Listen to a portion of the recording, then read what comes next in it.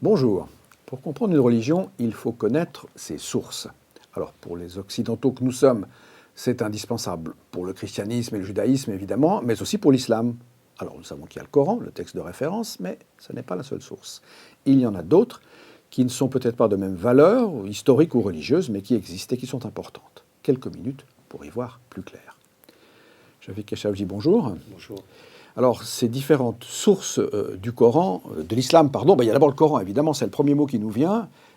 C'est le plus important, mais ça n'est pas le seul. Quelles sont les autres grandes sources? Alors effectivement, lorsqu'on pense à l'islam, comme à n'importe quelle tradition religieuse, il faut revenir aux textes fondateurs, les textes que les croyants ne peuvent pas changer.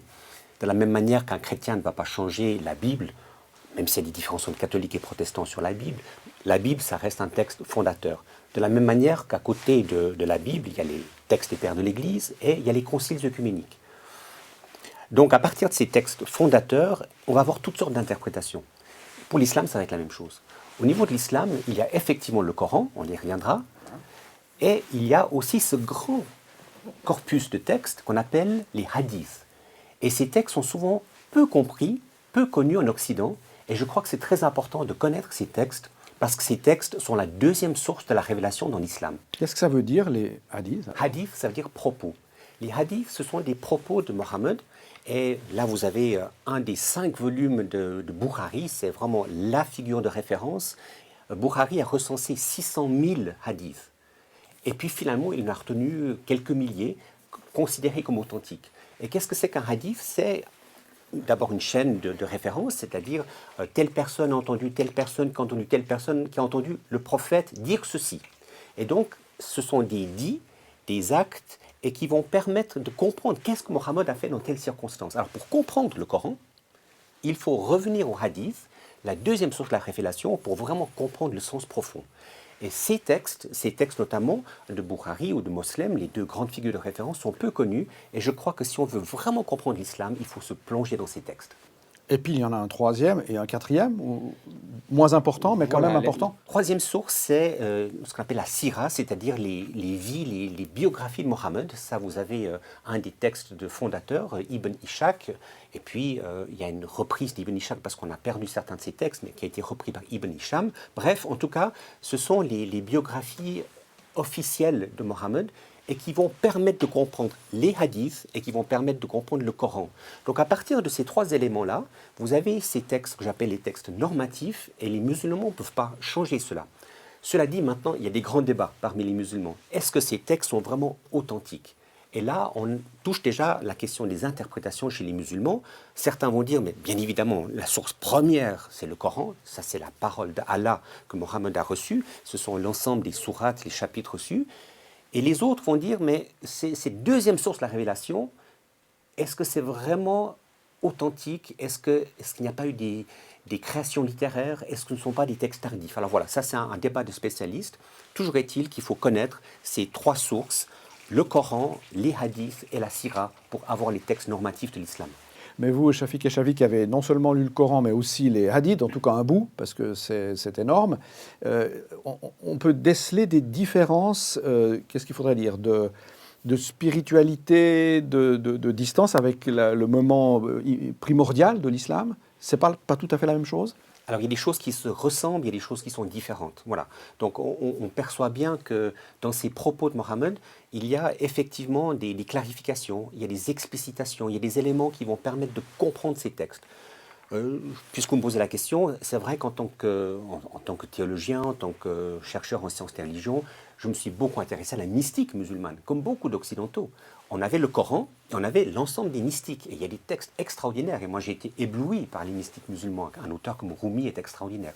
Mais j'avais peu pris le temps de me plonger là-dedans. Et je suis très surpris de voir, même en parlant avec des spécialistes qui enseignent l'islam dans nos universités, plusieurs m'ont dit qu'en fait, ils ne connaissaient pas les hadiths. Et ils ne connaissent pas cette deuxième source. Alors effectivement, les hadiths vont toucher l'ensemble de la vie. Cela va toucher la question des rituels, ça va toucher la question de l'orientation de la prière, ça va toucher la question des ablutions, les héritages. Mais ça va aussi toucher la question de la conquête militaire, les stratégies de conquête.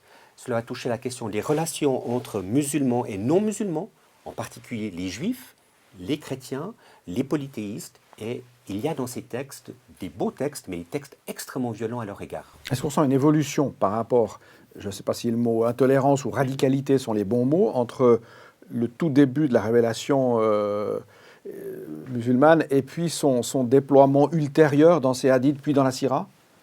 Alors c'est difficile à dire s'il y a vraiment un déploiement, parce que dans le Coran lui-même, il y a une très grande diversité de textes. Pour faire très court, dans les 114 sourates ou chapitres, il y a, disent les spécialistes, deux grandes périodes. Il y a la première période, qui est la période où Mohammed était un prophète humble, qui vivait à la Mecque. Et là, il a été persécuté, il a essayé de lutter contre le polythéisme de son temps. Et là, étant persécuté, il a vraiment résisté de façon non violente. Et puis il y a une deuxième période dans le Coran où on voit que Mohammed a émigré à Médine, la ville du prophète, et là, il a eu le pouvoir politique, il a eu le pouvoir juridique, il a eu le pouvoir militaire.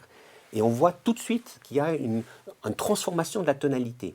On ne le voit pas tout de suite parce qu'en fait, le Coran est organisé de manière littéraire. C'est ça qui est un peu compliqué, c'est que, à part la première sourate, l'ensemble des chapitres du Coran sont organisés de la manière suivante. Les plus longues, la plus longue est au début et les plus courtes à la fin.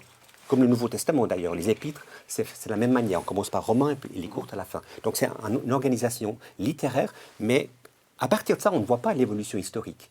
Donc ça a été tout un travail des musulmans eux-mêmes de remettre de l'ordre. Et dans cet ordre, on va trouver effectivement des différences de tonalité.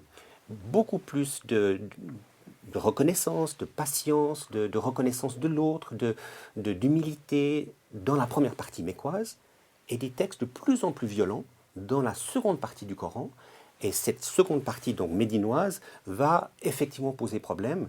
Et pour revenir à votre question, dans les textes de Bukhari et dans les textes de la Sira, on va retrouver cet élément très conquérant, très, très guerrier, qui traverse cette deuxième période, la période Mohammed, et qui va se refléter dans ces textes. Alors, l'art de l'interprétation en islam, c'est quelque chose de très compliqué. Ça peut être quelque chose d'un peu flottant aussi, en fonction, qu'est-ce qu'il faudrait dire, de conservatisme ou de progressisme? Vu la complexité des sources, entre la complexité déjà des textes à l'intérieur du Coran, la complexité des hadiths et de la sira, effectivement, on va avoir toutes sortes d'interprétations. Souvent, les musulmans les plus libéraux et les plus pacifiques, ils vont prendre des textes du Coran de la période mécoise, ils vont lire l'ensemble du Coran et l'ensemble des sources à la lumière de ces textes paisibles. D'autres, ils vont dire, mais attendez, on ne peut pas lire ça comme ça. Pourquoi? Parce que le Coran lui-même dit qu'il y a une évolution. Et le Coran lui-même, Allah, dans le texte fondateur, dit certains versets sont abrogés par d'autres. C'est-à-dire que les textes les plus tardifs vont abroger les textes premiers. Et donc, quand il y a une contradiction entre un verset paisible et un verset guerrier, en fait, ce sont les derniers versets, les versets guerriers, qui doivent interpréter les textes qui sont plus pacifiques. Et là, les musulmans vont discuter entre eux. Mais il n'y a pas, au fond, en islam, de magistère qui obligerait celui-ci ou celui-là à une interprétation spécifique. On peut postuler que ça va continuer à discuter et à évoluer. Alors effectivement, c'est ça qui rend les choses difficiles. C'est qu'on peut parler avec un musulman, et que la plupart des musulmans sont très paisibles, et qui connaissent souvent mal leurs sources. Je me souviens d'avoir parlé avec un des hauts responsables de l'islam en Suisse de certains textes de Bukhari, il ne les connaissait pas lui-même. Voilà, donc on a aussi parfois une certaine ignorance, mais effectivement, selon les personnes qu'on va voir, ils vont privilégier certains textes aux dépens des autres, et ce qui rend les choses difficiles. Alors bien sûr, il y a des endroits qui sont régulateurs. Un endroit comme Al-Azhar, en Égypte, va être un endroit où ils vont essayer de garder un certain équilibre. Mais même là, ils seront confrontés avec les wahhabites ou avec les frères musulmans ou avec des musulmans libéraux. Donc lorsqu'on parle de l'islam, il y a les textes fondateurs, mais tout de suite, on est confronté à la diversité des interprétations. Cela dit, pour comprendre ce qui se passe aujourd'hui, pour comprendre les questions liées à la terreur, liées à l'antijudaïsme, à l'antisémitisme, il faut revenir à ces sources-là. Et malheureusement, dans ces textes, il y a une somme de textes de haine à l'égard des Juifs qui est à peine imaginable. Et vous les trouvez notamment chez Bukhari. Est-ce que ça veut dire que vous conseilleriez à ceux que la culture musulmane intéresse, ou aux musulmans eux-mêmes, de se mettre à lire ces textes, mais du coup, avec quels critères pour les interpréter? Alors je pense que c'est très important déjà de connaître ces textes fondateurs. De la même manière qu'un chrétien n'a pas choisi ses textes fondateurs, un musulman n'a pas choisi ses textes fondateurs. Donc il hérite d'un bagage. Et à partir de cela, c'est aux musulmans eux-mêmes de dire qu'est-ce que nous retenons et qu'est-ce que nous ne retenons pas. Et je crois que c'est ça le travail le plus important. Alors il y a de plus en plus de musulmans qui commencent à le faire, mais pas assez peut-être, et pas beaucoup encore, parce qu'ils n'ont pas tellement envie d'exposer ces textes violents. Merci Shafik. Alors si vous voulez revisiter brièvement ce sujet, quelques slides accompagneront cette édition de notre Anti-Sèche.